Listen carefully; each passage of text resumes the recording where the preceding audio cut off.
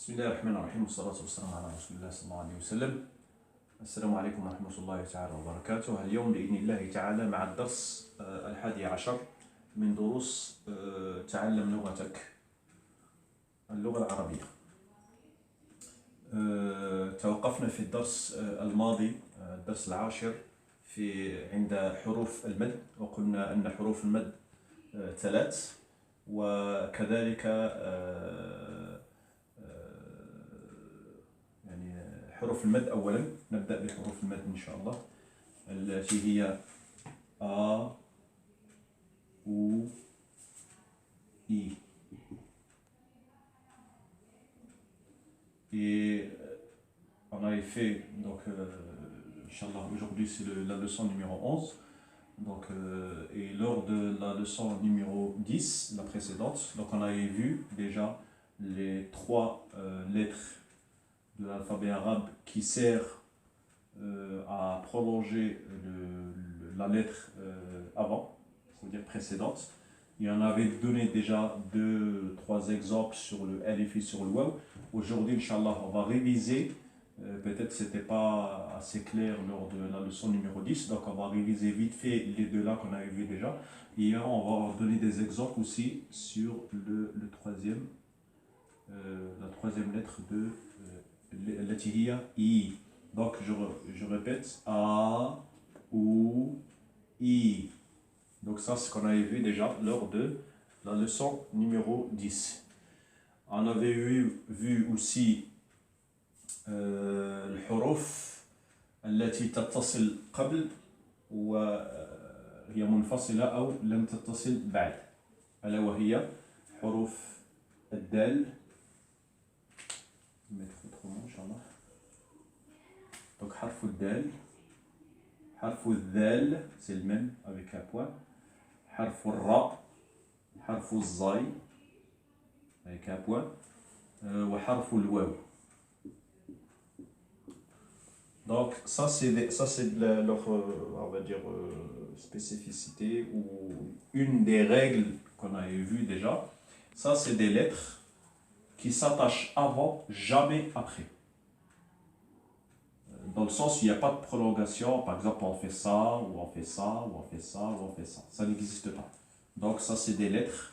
C'est pour ça que j'ai dit, au fur et à mesure qu'on avancera Inch'Allah dans l'apprentissage, il y aura, on restera toujours dans la révision des lettres et des mots, mais là on va rentrer dans les, on va dire, dans les règles. Et les règles, il n'y en a pas 15 000. Hein. Peut-être il y en a 2-3. Après, bon, il y a plusieurs, mais dans notre niveau, à notre niveau à nous, dans l'apprentissage, on va dire le premier apprentissage, on va s'arrêter là, mais vous allez voir, il n'y en a pas non plus 15 000. Donc, ça, on verra par la suite. On va se concentrer sur les fameuses 3 lettres qu'on a dit qui sont là juste pour prolonger. Donc on a pris l'exemple, donc je vais effacer Inch'Allah juste la première partie et on va y revenir. Juste pour laisser de la place et après on va revenir lors de la deuxième séance de notre leçon. Donc A, donc harful alif. Donc harful alif on a dit il sert bon, comme dans l'alphabet avec le hamza qui est la première lettre de l'alphabet, mais il peut servir sans le hamza bien sûr, mais quand on voit un bâton comme ça, il sert aussi à prolonger toujours la lettre qui la précède, jamais après, toujours avant. La même chose pour harful waw, la même chose pour harful ya. Donc on avait pris l'exemple de il est venu, ja'a, donc on prononce, et là on dit ja. Donc on voit quand on a mis le alif sur le hamza bien sûr, c'est juste un alif, là il sert juste à prolonger la lettre qui la précède, qui est harful jim. Donc ja'a. Donc c'est une spécificité de hamza qui s'écrit tout seul, il n'est jamais attaché ni avant ni après. Bon, ça c'est juste une exception parce que c'est harful hamza. Mais ça, il n'y en a pas non plus des lettres, des masses, du moins des lettres, beaucoup de lettres qui terminent avec الهمزة. Donc, جاء, et on met bien sûr les voyelles pour pouvoir correctement ou bien prononcer correctement. Donc, ja, a. Là, ja, a. Donc, là, c'est ja. Et nous, lors de l'apprentissage de la langue arabe, en général, en vérité, bon, nous, on a besoin de voyelles justement parce que vous êtes encore en phase d'apprentissage. Vous êtes obligé de voir les voyelles pour pouvoir prononcer correctement le mot. Tandis que nous, bon, à un niveau supérieur, on va dire, on a été à l'école, donc on n'a même pas besoin de lettres, on peut lire comme ça. Et il y a une autre façon de ne pas se tromper dans ce qu'on appelle les voyelles, dans le shakl. Est-ce que c'est J ou est-ce que c'est Ja, est-ce que c'est Jou? Du moment qu'il y a une des lettres qui vient après, automatiquement ça peut être, comme dans le A, ça peut être que Fatha.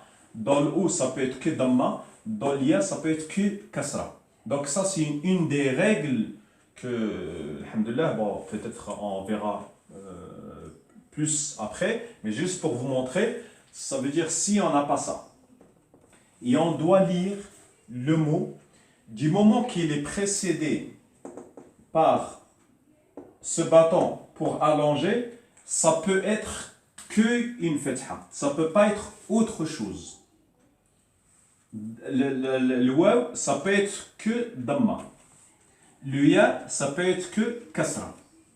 Fatha, damma, kasra. Regardez, on revient toujours à la même règle, qui est du moins au même shakl, mais regardez, même dans les lettres concernées ici pour prolonger les mots, ou bien la lettre qui la précède, il y a aussi les règles des voyelles, ce qu'on appelle shakl en arabe.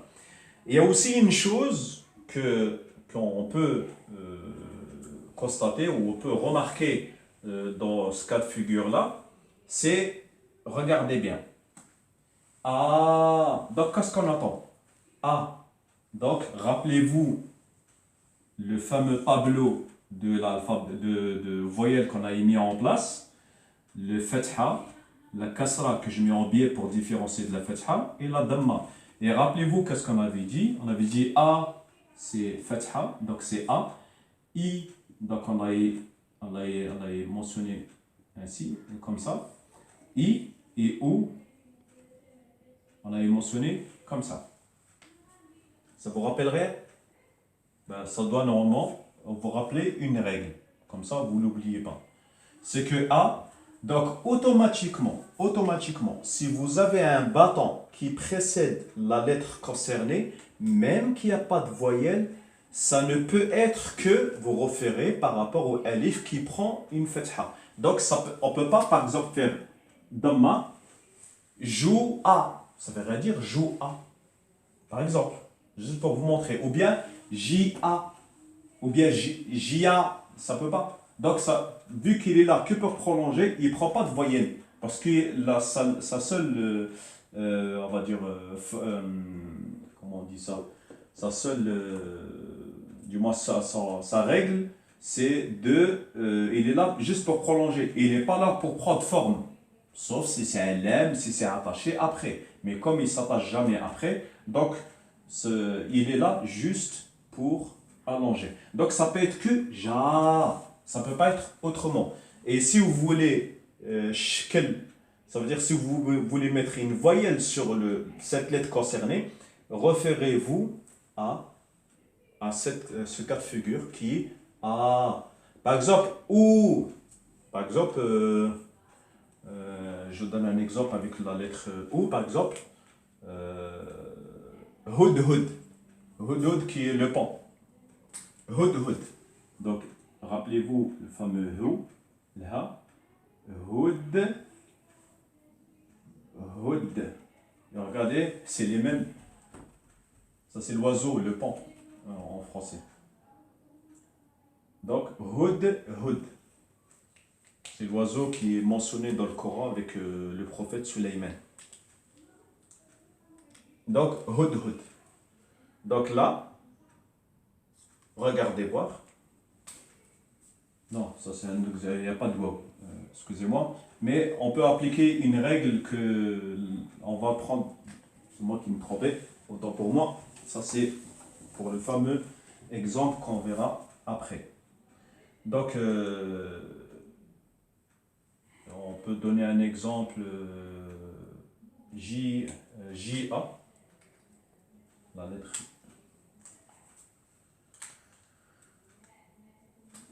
Wadoud. Wadoud. Donc, Wadoud. Et regardez, Waw, Del, Waw, Del. Pourquoi ils sont séparés? Pourquoi on ne peut pas les coller? Parce que justement, le Waw, il s'attache avant, jamais après. Del, il s'attache avant, mais comme le Waw, il ne peut pas s'attacher après, donc il est tout seul. Le Waw, il peut s'attacher avant, mais comme c'est un Del qui ne peut pas s'attacher après, donc il est tout seul, et vice-versa. Donc le Waw, il ne peut pas s'attacher après, il peut s'attacher qu'avant. Et comme la dernière lettre c'est un Del, donc comme le Del, il peut s'attacher avant, mais jamais après. Mais le problème, c'est que vu que le Waw, là, il est dévancé par le Waw, et le Waw, il ne s'attache jamais après. Donc, on se trouve avec des lettres qui il veut dire quelque chose, Wadoud, mais le Wadoud, c'est l'un des noms nobles d'Allah subhanahu wa ta'ala, Al-Wadoud. Al-Wadoud, c'est lui qui fait aimer les choses, ou bien qui fait en sorte que les gens l'aiment. Yatawaddadu ilayhim. Ça veut dire qu'il fait en sorte pour qu'il attire, pour qu'il revienne vers lui. Donc, Wadoud, et regardez bien, Wa, donc on ne change pas, Wa, Dou, Dun, Wadou, Dun. Le Wadoud, c'est on s'arrête sur un cinquième, Wadoud. Malgré qu'il y a des trucs, bon ça c'est encore une autre règle, on verra bien après. Donc, Wadoudun. Et regardez bien, donc la logique, il n'y a même pas besoin de ça. Pourquoi il n'y a pas besoin de ça? Parce qu'il y a le waw et il est là pour prolonger la lettre qui la précède. Et vu que la lettre elle est waw et elle est là pour prolonger, ça ne peut être que cette voyelle. Pas celle-là, pas celle-là. Et ainsi de suite. Donc c'est comme ça qu'on arrive mais on peut le mettre, il n'y a pas de souci. L'un n'empêche pas l'autre. Mais juste pour vous montrer que, automatiquement, s'il n'y a pas de voyelle, ici on a ça, c'est automatiquement, il est là. Son seul rôle, il est pour prolonger la lettre qui la précède. Donc c'est ça. Donc vite fait, Inch'Allah, ça prendra peut-être 1 minute ou 2, maximum. On continue, après Inch'Allah, comme ça on ne s'embrouille pas. Donc on continue avec l'IA et lors de la prochaine leçon, on regardera les lettres, on fera une révision sur les lettres qui s'attachent avant, mais jamais après. Donc comme ça on fait cas par cas, on ne mélange pas tout, on ne va pas faire deux en un, on va essayer Inch'Allah de rester dans ce cas de figure-là.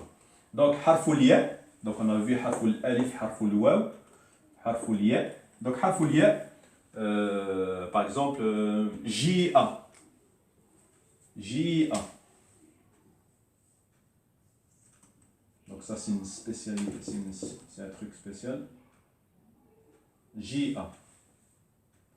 Donc, si on les met le voyelle, on met kasra, et là, on met J-A. Donc, là, on peut mettre encore une autre kasra pour montrer que le ya, mais comme il est là que pour prolonger la lettre qui la précède, ici ça peut être qu'une kasra. Ici même on ne la met pas. Du moment qu'il y a un ya après la lettre concernée, généralement, je dis bien généralement, elle est là pour prolonger le mot qui la précède. Par exemple, si on prend le mot shay'an, qui veut dire chose, shape, le shin, rappelez-vous, 3 lettres. Et là, il y a al-ya. Et là, il y a an. Donc, shay'an. On ne peut pas dire du moment qu'il y a une lettre, du moins harful ya, automatiquement ça va être ça. Si vous voulez, selon la prononciation de la personne concernée, par exemple si vous faites une dictée, ou bien vous la lisez avec la voyelle, ou bien on vous dit d'écrire J-A, c'est pas, comme on vous dit, écrivez shay'an. Donc shay'an, on peut pas dire ya automatiquement, ça peut être ça. Si on peut faire ça, ça veut dire shi'an, shi'an. Mais shi'an, en langue arabe, ça veut rien dire. Donc si vous entendez le mot shay'an, donc shay, rappelez-vous sukun, shay, on retient shay'an, shay'an. Donc shay'an. C'est selon le hafoulia, il peut être pour prolonger, comme le waw, comme l'alif, comme il peut être là pour dire autre chose. Mais s'il est là pour dire autre chose, ou bien le mot, il n'est plus là pour prolonger, mais il est là pour dire quelque chose, dans ce cas-là, on le voit généralement avec une voyelle au-dessus. Sauf si on a un niveau, je dis toujours d'arabe, que on a bien étudié la langue arabe, ou bien on était à l'école. Là, les règles, ils s'appliquent, d'où à l'ancienne, avant, il faut savoir que nous, déjà, les anciens, ils lisaient sans shekel. Nous, on a appris shekel, et on a appris comment lire. Puisque les anciens, c'était automatiquement, directement, sans shekel. Mais ils avaient un niveau d'arabe qui était tellement élevé, et c'est pour ça que d'ailleurs, c'était des poètes, et c'est pour ça que le Coran, il est descendu dans leur propre langue. Donc, voici les trois règles qu'on a vues, Inch'Allah. Et lors de la prochaine leçon, on essaiera, Inch'Allah, de faire une révision et attaquer la prochaine leçon. Barakallahu fikum, salam alaikum wa rahmatullahi wa barakatuh.